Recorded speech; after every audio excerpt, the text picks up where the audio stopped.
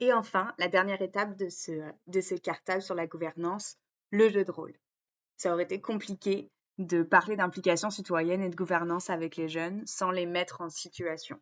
Donc, dans la trame rapide, comme vous pouvez voir, bien sûr, accueil, brise-glace, tout ça, mais aussi un jeu de rôle de 30 à 45 minutes maximum, mais 30 c'est déjà bien là.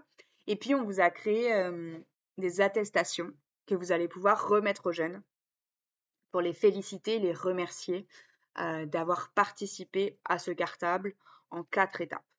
Donc, si vous cliquez sur ce lien, vous allez donc retrouver le visuel, la trame du jeu de rôle.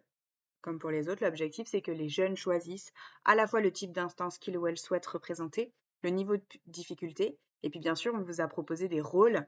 Et donc, en fonction des forces et des atouts qu'ils ont développés au cours de la formation, mais aussi qui sont les leurs, ils puissent choisir ces rôles-là.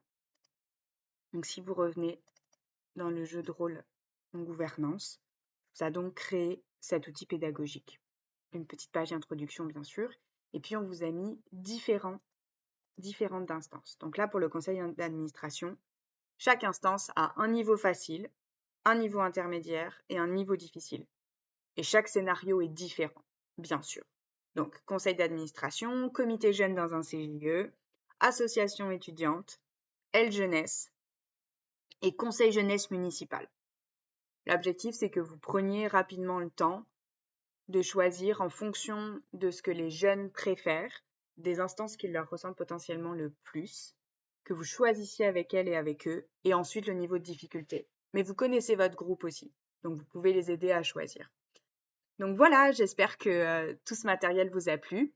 Je vais rajouter bientôt les attestations dans le Drive. Vous pourrez les retrouver dans l'atelier sur le jeu de rôle.